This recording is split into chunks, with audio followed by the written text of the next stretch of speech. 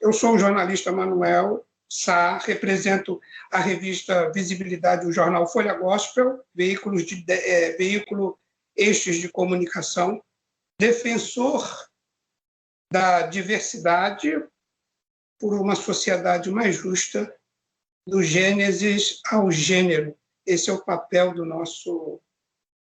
desses veículos de comunicação, né? Lutar por uma sociedade mais justa, mais inclusiva, né? Do Gênesis ao gênero. Nossa entrevistada de hoje é a vereadora da cidade de São Borja, Rio Grande do Sul, pelo PT, Lins Robalo, mulher trans, assistente social, mestre em ciências sociais pela PUC Rio Grande do Sul, especialista em políticas públicas de violência intrafamiliar, cursa comunicação na Unipampa e coordena o movimento Girassol, Amigos na Diversidade, e é mentora da ONG Elas no Poder. Nossos agradecimentos à vereadora neste momento, por este tempo conosco. Sua trajetória é importante demais relatarmos e queremos conhecer um pouco mais, porque você, pelo seu perfil, acaba sintetizando vários coletivos. Vamos iniciar falando de preconceito. Ser negra, para muitas mulheres, representa um grande desafio a ser enfrentado em seu dia a dia, principalmente quando esta mulher vive num país de uma cultura social racista, que produz inúmeras desigualdades e violações de direitos, como no Brasil. Agora, ser negra e mulher trans provavelmente produz um desafio ainda maior dentro desta mesma sociedade. Nos conte um pouco da sua trajetória e os seus desafios até agora. Bom, é um prazer imenso estar aqui conversando com vocês, disponibilizando e dialogando. Eu acho que no momento em que a gente está na nossa sociedade, nós precisamos, de alguma forma, estarmos disponíveis para dialogar sobre essas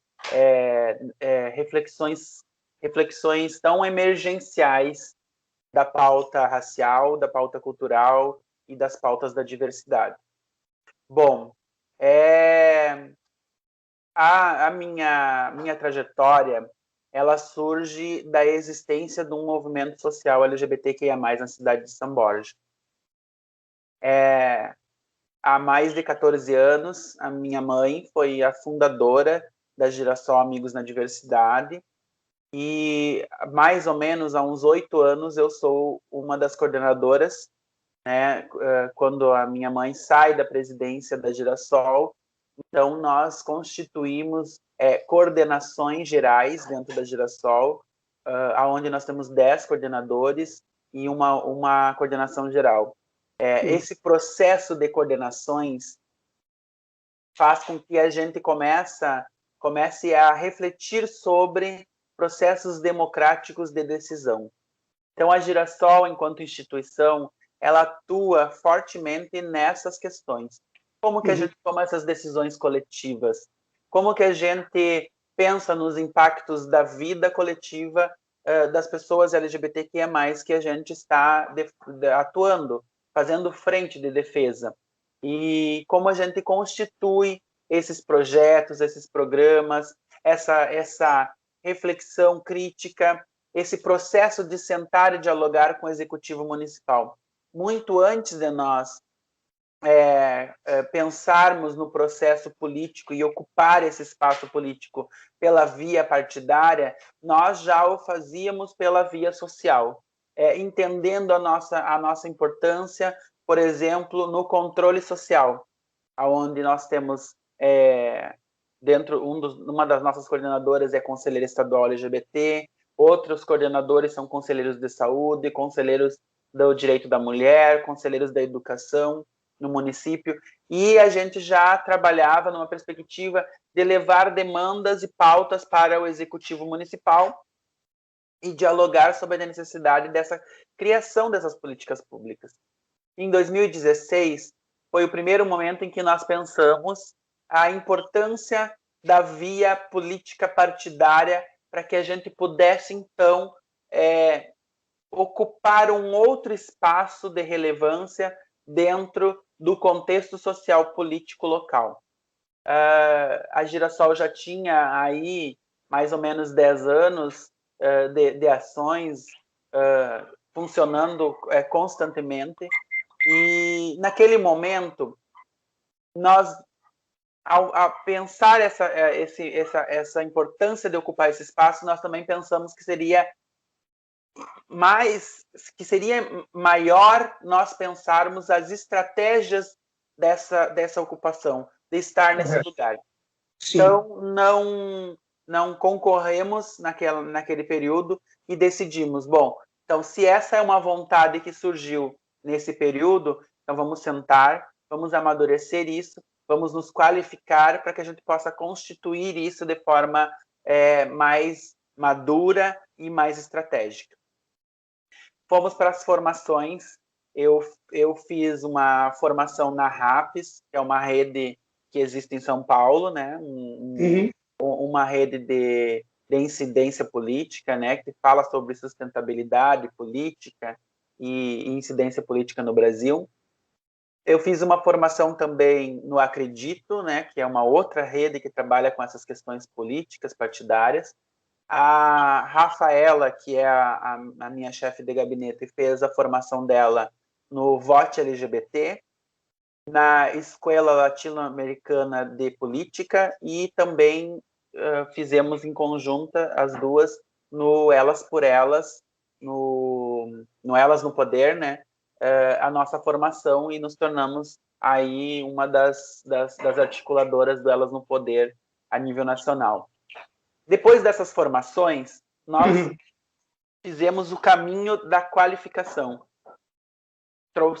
Viemos para a nossa cidade e montamos um grupo de debate sobre o processo político. E começamos a qualificar, debater estrategicamente quais os partidos eram possíveis, quais as pautas eram possíveis, quais as composições seriam possíveis, seriam viáveis. Em 2017 ou 2018, nós estávamos em franca formação, desenvolvendo as ações, articulando elas. Em 2019, fortalecendo esses grupos de jovens, grupos de mulheres, grupos LGBTs, para que a gente pudesse ter uma incidência maior política, uma capilaridade maior na metodologia discursiva. Aí, até no momento da nossa formação, teve uma participação da Rede Globo. Nós tivemos o Como Será, teve aqui em São Borja, fez uma gravação conosco. A Rafaela foi a referência para que a gente conseguisse trazer a Globo para falar sobre incidência política e participação da juventude nos processos de transformação, juventudes conectadas, engajadas num processo de transformação social. Naquele momento, a nossa decisão era: precisamos compor uma candidatura coletiva. Começamos a fazer os estudos, né? Estudamos a composição da candidatura coletiva da Alesp em São Paulo, né? Que é o que tem uma candidatura coletiva, a composição e a dinâmica da Gabinetona de Minas Gerais, também é uma candidatura coletiva, e uma outra candidatura coletiva em Aracaju. Estudamos essas candidaturas coletivas e começamos a compor isso. Quando chegou 2020, nós estávamos prontas para uma candidatura coletiva. Nós começamos a sentir que o Partido dos Trabalhadores, que não, na nossa formação foi o que a gente definiu como o partido que seria o viável para o nosso embate político com outras outros projetos políticos, né, a serem ofertados, nós começamos a sentir que talvez nós não teríamos uma aceitação, que ainda não tinha um total conhecimento do que seriam candidaturas coletivas. Aí nós vamos precisar reformular a metodologia para a gente não perder tudo que a gente qualificou até agora. Então começamos a pensar em pessoas, organizar dentro dessa coletividade, dentro desse procedimento, quem poderia ocupar esse cargo, quem poderia estar à frente dessa questão. E nós chegamos no meu nome, de forma coletiva. Por quê? As pautas que nós defendemos num projeto construído coletivamente, como tu bem sabe, a gente, o executivo é o cargo em que apresenta um projeto político. Geralmente, vereanças não fazem isso. Nós fizemos um projeto político com demandas, com pautas e com pilares de sustentação da mandata. Então, pensando nesse projeto político construído, nós precisávamos materializar uma pessoa. Como nossos pilares de defesa discursiva e de direito são mulheres, LGBTQIA+, igualdade racial, periferia e trabalhadores, nós, então, decidimos que a Lins Robalo, enquanto pessoa, conseguiria materializar, construir corporalmente, na sua presença, esses pilares de sustentação da proposição do que nós estávamos trazendo. Esses coletivos sociais. Isso. Aí nós, então, organizamos esse trabalho na rua, esse trabalho de demanda, tivemos o apoio das mulheres, dos LGBTs, conseguimos chegar nas comunidades mais pequenas e levar essa proposição de forma muito mais reflexiva do que decapitação de votos. A gente levava dados, articulava reuniões, dialogávamos com as comunidades, sem pedir o voto, e nós saíamos de lá deixando para as pessoas a possibilidade delas pensarem quem, dentro desse contexto, das ofertas desses projetos políticos, consegue materializar os meus anseios. A sua candidatura, então, ela foi gerada, né? Ela foi construída, né? Dentro do coletivo e com isso vocês lograram êxito por esse motivo, né? Tudo foi muito bem, isso tudo teve um planejamento e estudo por detrás, né? Isso mesmo. Muito importante. Isso aí é um conceito que deve ser abraçado em muitas outras cidades, né? Porque, na verdade, o que importa nessa questão é o resultado, né? E a transparência de como tudo isso se desenvolveu de forma assim a chegarmos ao sucesso, né? Podemos chamar assim, quando nós vemos todos esses esforços chegar a ter o objetivo atingido, correto? Lins, você, segundo algumas informações que eu tenho, você na cidade de São Borja, no Legislativo Municipal, é a única parlamentar de oposição? Não, existe uma pequena oposição, existem outros parlamentares da oposição, só que a nossa oposição ela é reduzida frente à construção da situação. A situação conseguiu articular, de alguma forma, com os seus esforços, né, dentro do processo político, garantir um número maior de parlamentares que trabalhem às suas construções públicas, né, políticas.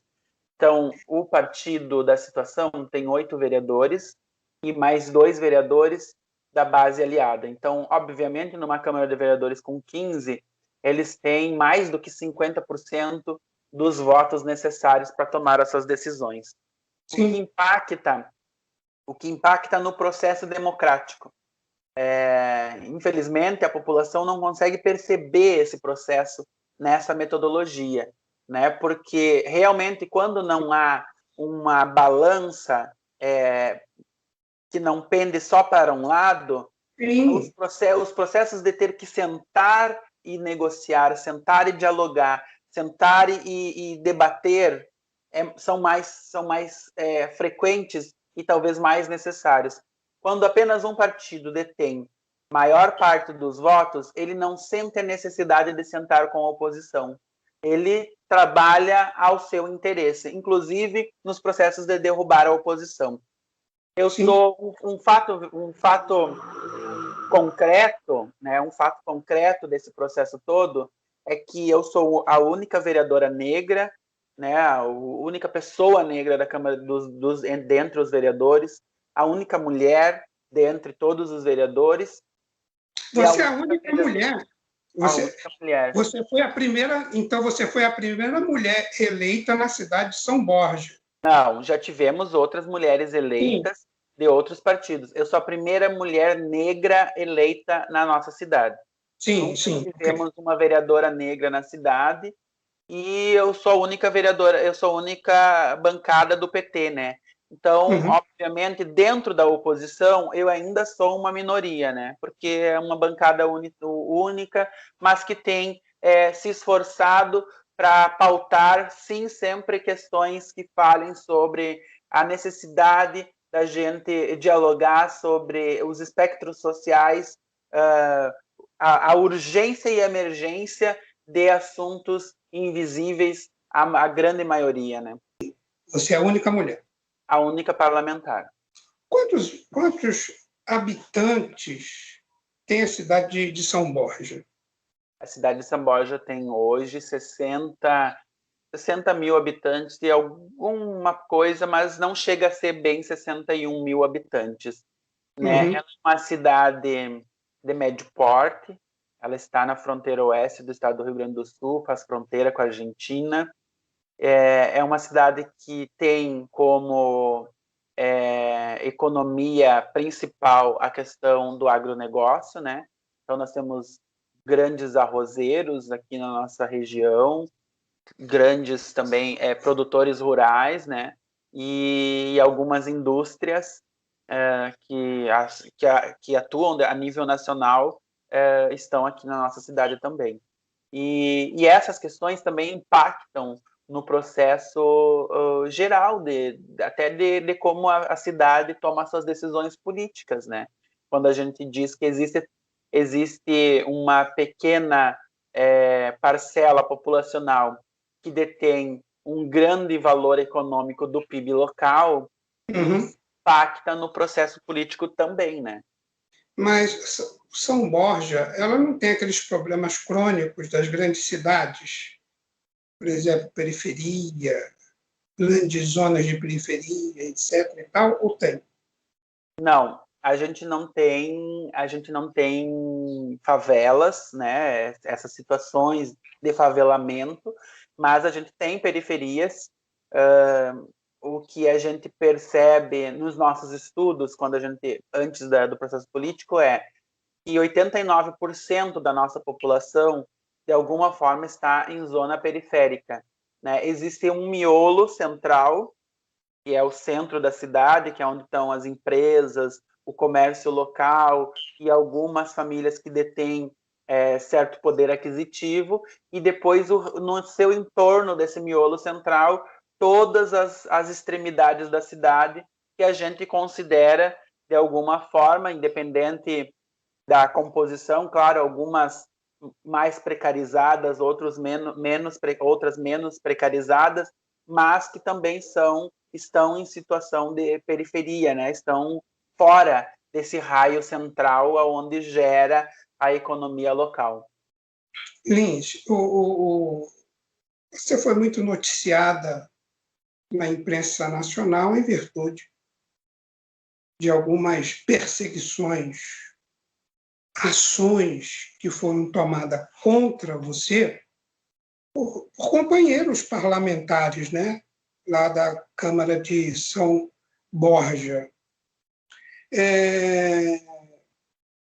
tipo de perseguição você sofreu? Você sofreu, tipo assim, ameaça de morte, ataques verbais contra a questão de sua própria sexualidade, cor, ou foram ameaças veladas? Todas as ações, desde que nós entramos, elas são realmente muito veladas, né? O que aconteceu, o que gerou toda essa ação foi de um processo que eu penso assim, a política branca cis heteronormativa, ela é extremamente excludente e ela segue aquele parâmetro da colonização, né? Pessoas em situação de vulnerabilidade e risco não ocupam esses cargos de relevância, né? Como cargos políticos ou cargos dentro do executivo municipal. Acaba que eles acharam que quando entramos no processo político, que as coisas seguiriam o seu padrão, né? O seu Sim. padrão feudal, o seu padrão colonizador, em que as decisões não seriam questionadas.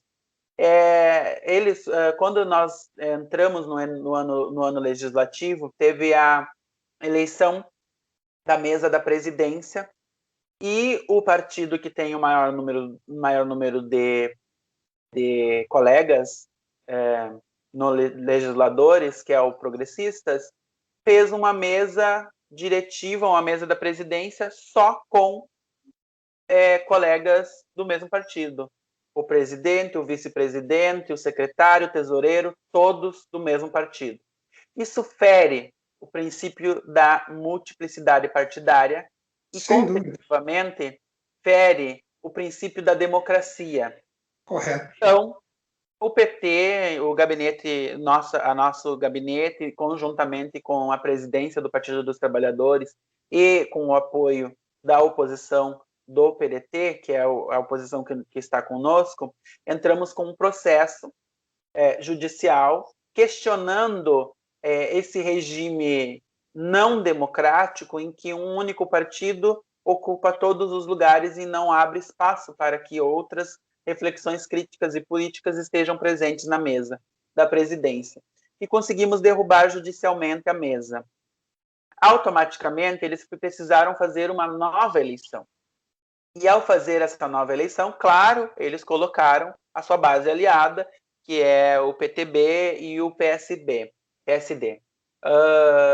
Ao colocar essa base aliada, eles então passaram a nos atacar. Mas por essa situação que desacomodou eles, né? Porque traz um questionamento da democracia. Esse desacômodo deles fez com que, dentro desses 5 meses em que nós estamos inseridos ali, já entrando para o 6º mês, nenhum dos nossos pedidos indicativos, requerimentos, moções de repúdio, pedidos de informação, nada passa no plenário. Todos os nossos pedidos encaminhados são votados e são derrubados em bloco. 10 votos contra 5. Não há discussão, uma reflexão crítica dos impactos dessas ações dos colegas. Por exemplo, um impacto importante é a questão da fome. Nós estamos no meio de uma pandemia, sem o auxílio emergencial, e a nossa bancada encaminhou pedidos de informação, de requerimento, de indicativo sobre a questão da distribuição da cesta básica, para atender as famílias que estão em situação de vulnerabilidade social, aquelas da assistência social e aquelas que não eram da assistência social e que entraram por conta dos impactos da pandemia. E mesmo assim, sabendo que é uma realidade social urgente e emergencial, eles derrubaram os nossos pedidos. A partir daí, nós começamos a usar as redes sociais e fazer as denúncias de perseguição, denúncias desses atos antidemocráticos, nada partidários, nada polidos dos colegas. Na última segunda-feira de manhã, eu fiz uma publicação que falava sobre a questão da vacina, do uso dos instrumentos como metodologia de cuidados pessoais e na pandemia, e no final da publicação eu coloquei que em 2022 nós não votássemos em pessoas que colocam em risco a nossa vida e que em 2024 não elegêssemos mais homens brancos da elite. Isso causou um desacômodo neles. Esse desacômodo veio, porque a sessão é na segunda-feira à tarde, eu fiz a publicação de manhã, veio na sessão à tarde. Na sessão ordinária da tarde, eles tentaram inverter a lógica do racismo estrutural que os negros têm sofrido historicamente no nosso país, com políticas públicas defasadas, com atendimentos precarizados, com um processo prisional que é feito, na sua grande maioria, para pessoas negras no nosso país, né, com os altos índices de morte, com mais de 520 anos de uma situação histórica racista no nosso país. Eles trazem isso para dentro do plenário, tentando dizer que eu estava cometendo racismo com eles e com parte da população branca, construindo uma ideia no imaginário popular da possibilidade de um racismo inverso. E atacam, aí é a primeira vez que eles me atacam diretamente, e me atacam fortemente nesses discursos. No mesmo momento em que essas questões estavam acontecendo, a chefe de gabinete, a Rafaela, estava nas redes sociais, porque eu estou trabalhando de casa por conta da pandemia, fazendo participando das sessões em home office, e a Rafa estava na live da Câmara e refletiu criticamente sobre os discursos que estavam acontecendo naquele momento. Como participante da mandata, ela atua em defesa daquilo que nós construímos politicamente. Sim. Ela não deve referência aos discursos de todos os vereadores, né? E ela refletiu criticamente sobre isso. No intervalo de 2 minutos, o presidente da Câmara se sentiu ofendido com as publicações da Rafa na live e a exonerou compulsoriamente, sem nenhum processo administrativo, sem nem o direito de defesa, sem nem a anuência do gabinete do qual ela era a indicada para o trabalho, e fez a exoneração. Eu penso que, na impossibilidade de me atacar diretamente, ele ataca o mandato como ele pode. Né? Então faz e toma essa ação. Foi a partir dessas questões que surgiram, então, as mobilizações nacionais, redes nacionais, coletivos nacionais, partidos políticos se posicionando, Juventude Tucana, partidos progressistas, o próprio PP, alguns vereadores do PP em outras câmaras municipais fazendo notas de repúdio à Câmara Municipal local, porque a gente entende na seguinte seara: quando eles atacam a Lins Robalo, quando eles atacam o mandato constituído democraticamente pelo voto, desta forma, eles não atacam só esse mandato nesse raio territorial. Eles Sim. atacam todos os mandatos eletivos que estão em curso e que estão de partidos, de inúmeros partidos políticos. Porque há em curso um processo de silenciamento de mandatos que promovem denúncias de questões históricas, sejam elas raciais, sejam elas no âmbito social, no âmbito econômico, no âmbito cultural. Todos os mandatos que têm feito esses posicionamentos críticos, de alguma forma, a nível nacional, têm sido atacados. Isso é um processo que está em curso, para que esses mandatos sejam, de alguma forma, silenciados ou cassados. E, ao mesmo tempo, silenciado. Até porque eu acredito, Lins, que essa realidade que se reflete aí nada é mais do que o que acontece na política nacional. O que tem acontecido nos últimos tempos na política nacional. Tá? Essa busca de calar, né? Para que em nome de questões morais ou coisas parecidas, eles possam impor a todos nós uma forma de governo que lhes pareça melhor, né? Porque eles não conseguem lidar com a democracia em si, com essa pluralidade existente, principalmente aqui no Brasil, né? E isso realmente traz muito incômodo e desconforto para determinados grupos que querem se apoderar do Brasil. O que eu percebo é que há em curso uma ideia, embora as pessoas achem que está em curso um processo de um novo golpe militar, eu acho que não é esse o curso do que se está desenhando.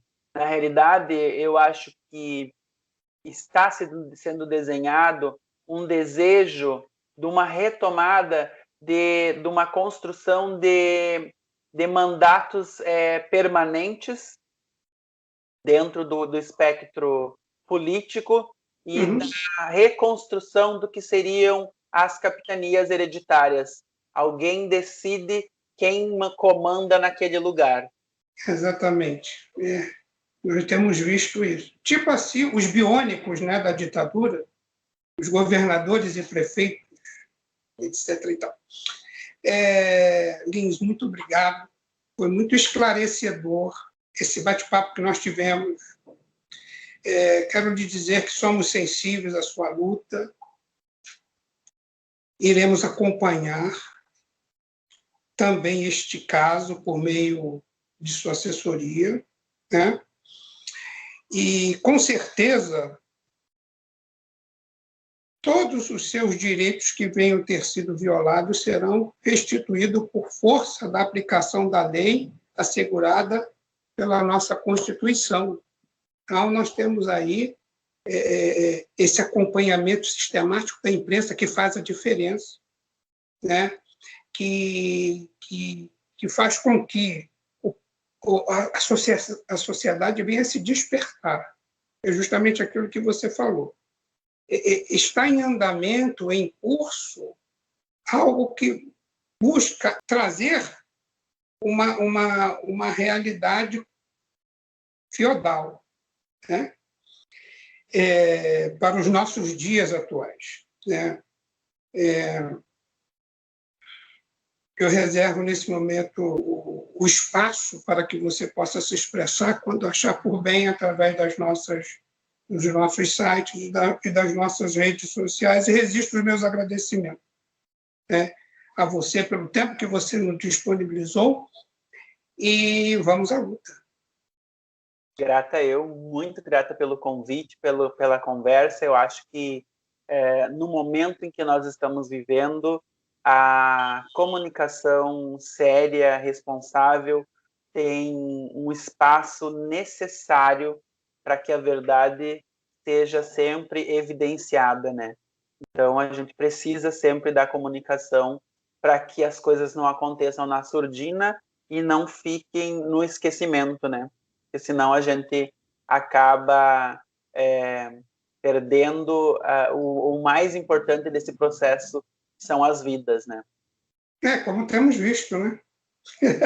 Infelizmente. E para encerrarmos, de fato, e a pandemia em São Borja? A pandemia em São Borja, ela tem um quadro um pouco preocupante. Dos municípios do estado do Rio Grande do Sul, ela ocupa um lugar junto com os municípios que têm o maior índice de mortes. Nós tivemos aqui 225 mortes por Covid, em relação a outras cidades com um porte maior, nós estamos superando elas, né? Então, isso se reflete por algumas questões que a gente também leva à discussão sempre no plenário e a reflexão para a comunidade. Por exemplo, a necessidade urgente do comércio se manter aberto. há uma metodologia discursiva, que é nacional também, né? Mas há uma metodologia discursiva local, que o comércio é o lugar mais seguro do processo de proteção, por exemplo, assim, de distanciamento, de uso de álcool em gel, de máscara, e que não havia necessidade do seu fechamento por total. Eu penso que essas mortes e esses altos níveis de contaminação e recontaminação estão ligados a esse processo. Quais as nossas discussões que a gente leva para o plenário sempre quando a discussão é fecha comércio, não fecha comércio? Nós não somos contra o comércio aberto.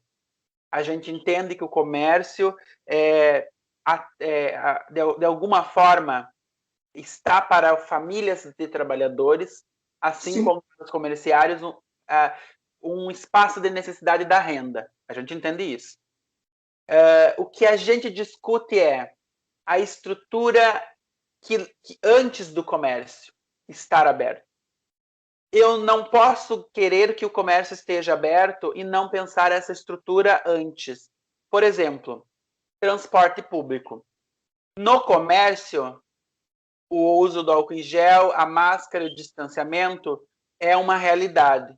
Mas para esse trabalhador comerciário chegar no local de trabalho, ele pega um ônibus lotado de outros trabalhadores que estão indo para o mesmo lugar do trabalho, ficar distantes e seguros. Mas o espaço entre sua casa e o seu trabalho não é seguro. Então, eu sempre discuto isso com o Executivo Municipal.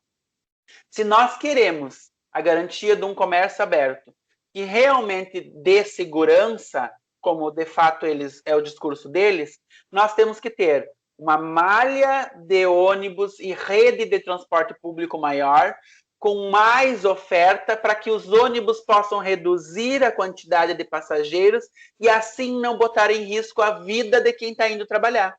E promover essa segurança necessária. E promover essa segurança, porque senão o discurso de que o comércio é seguro, na realidade, ele não é, porque o trabalhador é quem pega o transporte público. E se ele está lá, distante do seu colega, na hora de ir embora, eles não estão distantes, eles estão próximos, porque não tem como tu ficar 1 metro de distância num transporte público que cabe 50 pessoas e tem 56, porque Exatamente. o ônibus passa de 1 em 1 hora. Então, a gente precisa pensar isso sempre, porque essas questões elas precisam ser debatidas. Por exemplo, abriu as escolas agora. Abriu as escolas. E daí eu refleti sempre, é importante o retorno da aula. Concordo. É importante que se pense essa metodologia do retorno da aula. Mas a gente tem que pensar antes do retorno da aula. Os professores foram vacinados? Os trabalhadores da educação foram vacinados? Porque se nós não podemos vacinar as crianças, porque não existe uma comprovação científica de que essas vacinas podem ser disponibilizadas para as crianças, minimamente nós temos que vacinar os trabalhadores que estarão dentro desse processo de trabalho. Porque senão a gente está fazendo o quê? Colocando em risco as crianças e colocando em risco os trabalhadores da educação. Esse transporte ele se torna uma questão primária, mas extremamente essencial. Porque se você consegue trazer segurança para o trabalhador e, ao mesmo tempo, esse trabalhador se conduzir até o seu local de trabalho, né, com todo esse aparato de proteção para que ele não venha a ser contaminado, é óbvio que dentro da sua empresa, as empresas têm por obrigação manter isto, o comércio também. Né? Mas quando isso não existe, fica muito difícil você permitir que haja essa abertura, porque o vírus ele não vai deixar de circular.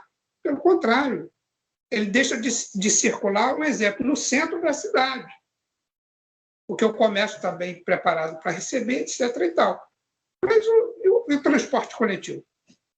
Sem dúvida, esse é um pensamento que deveria ser amadurecido e discutido de forma nacional. Você está de parabéns mais uma vez, porque é justamente a questão primária que tem que ser tratada, né? É o transporte, a vacinação dos professores, já que a criança não pode ser vacinada nesse primeiro momento. Né? Não só os professores, eu digo assim, a questão primária na questão da vacinação é quem são os grupos prioritários nesse processo todo que nós estamos vivendo. Por exemplo, eu sei a importância de vacinar os idosos e de vacinar alguns trabalhadores. Por exemplo, assim, o Conselho de Educação Física entrou com um processo para vacinar os professores da academia, né, os trabalhadores que trabalham como autônomos e que dão aula nessas coisas, nessas questões. Mas eu fico pensando assim, o processo ele é mais profundo. Os grupos prioritários estão numa profundidade maior, porque, por exemplo, quando a pandemia começou, alguns locais foram fechados, mas alguns locais necessários nunca fecharam. Mercados, farmácias, Sim, nunca fecharam. E não foram necessários. Por quê? Quando se pensaram no processo de vacinação do que é prioritário, nós deveríamos pensar, nós vamos vacinar o lugar onde a gente garante nosso alimento e no lugar onde a gente garante os nossos medicamentos. Depois a gente pensa em outros grupos que são também prioritários, mas que se estão resguardados. Por exemplo, os idosos estão em casa resguardados, não precisam ser agora os prioritários, porque o trabalhador do mercado que serve esse idoso que está resguardado está em risco lá. Nós pegamos o modelo europeu, porque a Europa tem uma população de idosos bem maior, né? E eles começaram com essa prioridade vacinar os idosos. Mas agora, eu acho, opinião própria, que a população ativa, aquela população que sai, que volta, que precisaria estar na ponta, ou que está, em primeiro momento, se pensar em começar a imunizar, porque é justamente essa população que traz e leva o vírus. Eu como assistente social, eu reflito essa necessidade da gente pensar. Não é que eu não queira entender que os idosos sejam um grupo prioritário, muito necessário. Mas, por exemplo, saúde, trabalhadores da saúde estavam todos na linha de frente. Beleza, vacinaram os trabalhadores da saúde porque estavam na frente, porque estavam de frente no processo pandêmico. A assistência social não foi vacinada. Esteve conjuntamente com a saúde o tempo todo em atendimento, porque quem garante que as famílias em situação de vulnerabilidade não estejam na rua trabalhando para poder fazer a renda ou para minimamente sobreviver? Os trabalhadores da assistência social, que distribuíram as cestas básicas, que distribuíram os EPIs, que estiveram nas periferias, que estiveram com os usuários em situação de vulnerabilidade e risco e não foram tratados como equipes que estão na linha de frente. Os trabalhadores das farmácias, os trabalhadores dos mercados, são locais que são extremamente necessários para que a gente consiga combater o processo pandêmico na questão anterior ao risco, que é a proteção. Bom, se eu preciso ficar em casa e não posso sair, minimamente eu vou ter que ir no mercado, circular com outros trabalhadores e outras pessoas que estão no mercado, comprar o meu alimento para que eu fique em casa. Então, obviamente, se eu sou uma pessoa e numa cidade de 60 mil habitantes, quantos mil habitantes passaram no mesmo mercado em que eu passei? E aqueles trabalhadores estavam lá, expostos. A mesma coisa nas farmácias. Então, a questão do processo das decisões, elas não foram pensadas nesse viés. Quem, no grau, não no grau de idade, mas no grau de de atividade está em maior risco agora, que a gente precise emergencialmente vacinar para que esteja bem e seguro, para depois a gente chegar nas outras massas que estão seguras nas suas casas, né? Porque Sim. segurança é uma coisa subjetiva nesse momento, mas que obviamente estão num processo de reclusão e que necessariamente não vão sair para o trabalho, não vão ter que sair para estudar, não vão ter que sair para desenvolver alguma ação, alguma atividade. Então, essas pessoas, esses grupos é que deveriam ser pensados anteriormente. Mas a gente percebe que não foi dessa forma. E outra coisa que tu bem fala, o modelo é europeu. O modelo pensado é europeu. Mas a nossa estrutura comercial e a nossa estrutura sanitária não é europeia. Né? Econômica também, né? Econômica também não é europeia. Então, quer dizer, nós temos uma estrutura comercial que a Europa tem de vendas online, de grupos ou de aplicativos, que para nós a gente aprendeu a sistematizar isso agora na pandemia. Então, eles só reaplicaram algo que já era naturalizado na vida deles, culturalmente. A nossa não, a nossa vida sempre foi a vida da rua, né? Nunca na vida a gente pensou que a gente poderia comprar no mercado por um aplicativo. Nunca. E nem havia essa oferta, Nem havia, né? Né? Então, você fica aí... Não houve realmente, na verdade, não houve coordenação em sentido nenhum. Não. A gente vê claramente isso, né? Mas a nossa realidade é bem diferente da realidade europeia. Nós somos um país continental.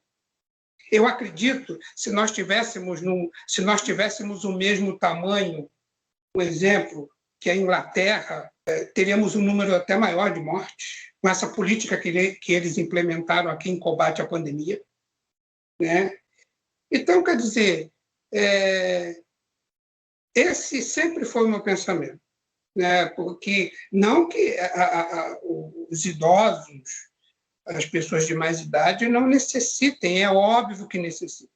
Mas se elas têm um conforto maior em não precisar mais se dispor, em sair para trabalhar, para buscar recursos, e que são aposentadas, elas é que estavam sofrendo risco, porque essa população ativa de filhos, noras, genros, que sai e volta, é que traz um problema para dentro de casa.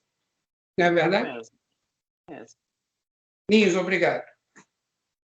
Vamos voltar a nos falar em breve. A gente faz contato, tá?